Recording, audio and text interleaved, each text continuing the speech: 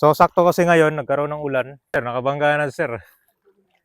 So yun na talaga mabilisan dito. Kasi natin ngayon nagkaroon ng ulan na tuloy-tuloy. Kaya mapapansin nyo dito, lubog siya ng tubig. So magandang kan siya, magandang pasyalan no, pag gusto niyo ma-experience ng mala New Zealand. Sikat na pasyalan na tinatawag bilang New Zealand of Zambales. Ito ay nandito sa Mapanuepe Lake kung saan ito ay nabuo after nung pagputok ng Mount Pinatubo noong 1991. So ngayon, mapapansin nyo halos lubog yung kaharapan niya dito.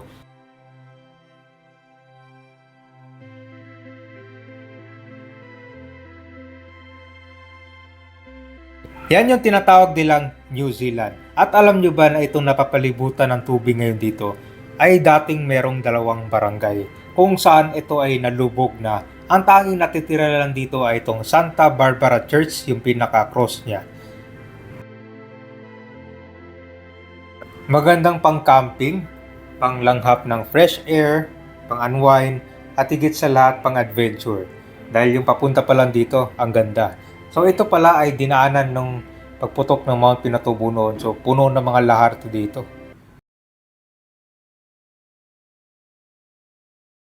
Nandito na tayo ngayon San Marcelino, Zambales. So itong nakikita nyo yung gaban, ito po yung tinatawag nilang New Zealand sa Phase 4. Itong napuntahan kasi natin ngayon, nagkaroon ng ulan na tuloy-tuloy. Kaya mapapansin nyo dito, lubog siya ng tubig. Pero ang normal days nito, madadaanan ng mga tao talaga to. Pati yung mga tricycle nga, ma'am, no? Dito. Kasi yung pinaka-view nila kabayan, kita nyo yan dyan, no? Dito, makikita mo yung sa Santa Barbara Church na yan yung dating community dun na lumubog na. So isa rin sa pinupuntahan ng mga turista to dito. So nauso itong lugar ng mga taong 2019. Kaya marami na rin mga pupunta dito para makita itong view ng New Zealand saka itong Mapanuepe Lake. Yung Mapanuepe Lake nabuo yan nung pagkaputok ng Mount Pinatubo noong 1991. Kung dati dyan may simbahan, may grade school, high school building. So hanggang sa ngayon, yung natitira lang na original dyan, yung pinaka-cross ng simbahan. So dati daw nung hindi pa na-develop ito, mamahid lang. So ito siya na-develop dito. Mapapansin nyo, mayroong mga pwede pang campsite, may mga solar, mga pailaw, hindi, merong CR dito. So ito pala kabayan, daanan pa ito ng mga sasakyan sir, yung mga 4x4.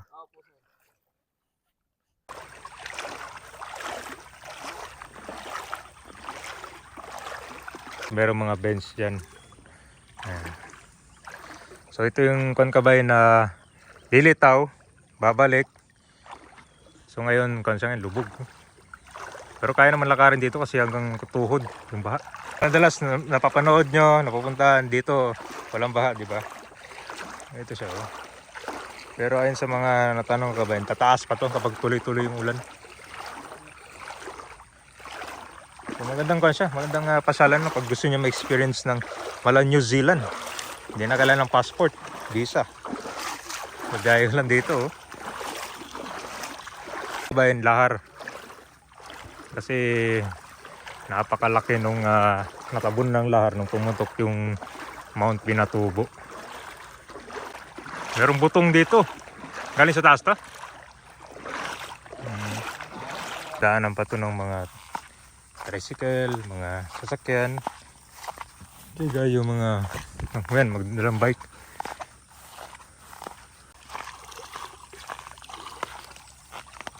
Ito na yung medyo malalim.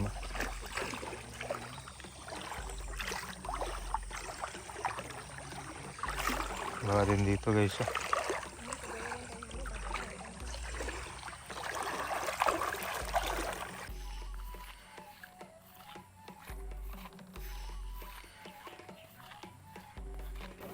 So dito yung mga camping area nila. Okay. Dito kasi kabayan nagkaroon ng ulan.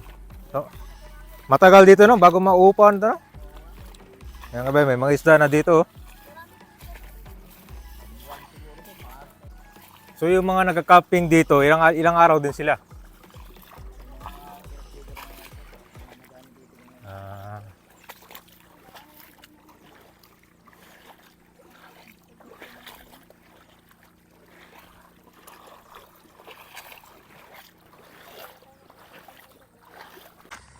So pagkatapos dito, pupuntahan natin yung naman, yung lugar or yung daanan pabalik doon sa may Santo Tomas sa river. So may aabutin ng mga 30 to 50 minutes bago makarating doon.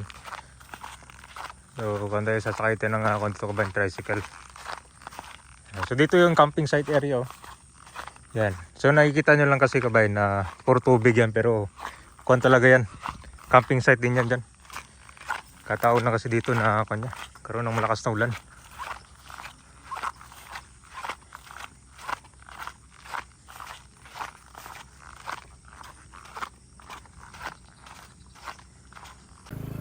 So guys, pupunta tayo sa cottage area oh. Yung sinasabi ko kapag walang baha dito, magagalan siya kahit saan dito. Purta mo.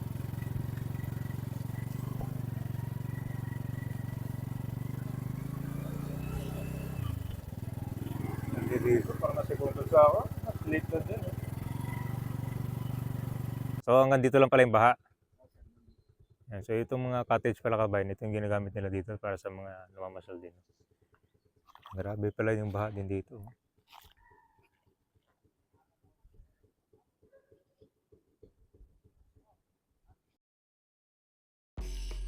Pabalik na tayo sa Kabayanan. So ito na yung area kung saan tinatawag nilang New Zealand. Ayon sa mga natanong ko, nauso daw yung pagtawag nito ng New Zealand nung dumadami na yung mga turista dito tapos pinopost nila sa social media. Hashtag the New Zealand of Zambales.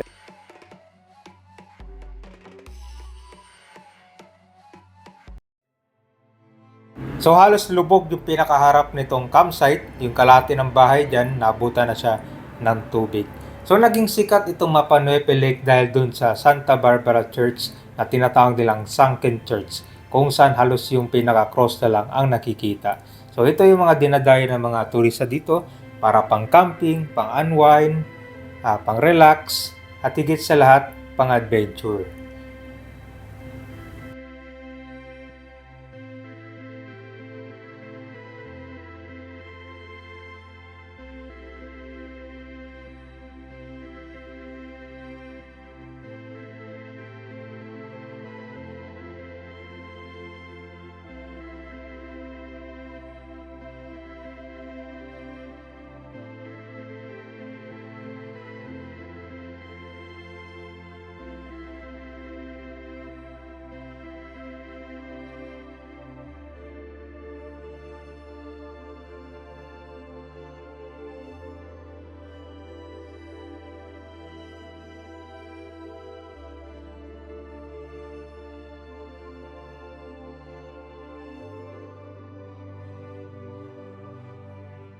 Yung mga daanan dito, binabago nila yan dahil pag nagkaroon ng ulan, halos hindi na siya madaanan ng mga tricycle or mga sasakyan.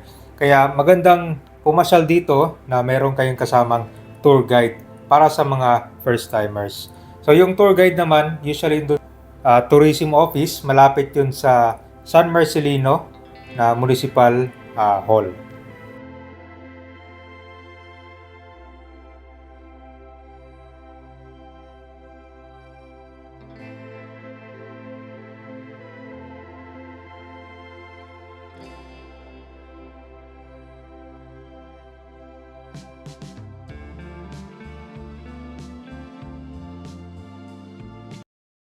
Ito yung mga ibang madadaanan nyo kapag pabalik na kayo.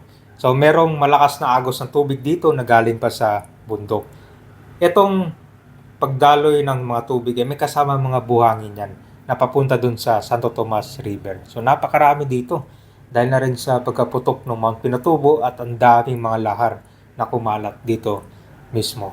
So ito yung mga ibang area na mahirap daanan ng mga sasakyan lalo na kapag talaga malalim o puro tubig, baka lumubog ang gulong ng sasakyan nyo. Subol yan, sir. Sibol yan. Subol. Hindi galing dyan. Sa taas. Galing sa Wow. taas yan, sir. Kaya malamig yan. Ito kabay, malamig yung tubig. Oh. Kung magsubol ka dyan, sir, pwedeng mainom dyan. Mainom. Mm. Sabi na dito mainom. Dito mainit. Mainom po yan. Iba po yan. Pero Ah. galing yan. Dito kabay, may yung tubig. Oh. Ito ang galing. Hot and cold. Yung ginagawa nila kabay, no? Tinatambakan nila ng buhangin para magiging daanan siya.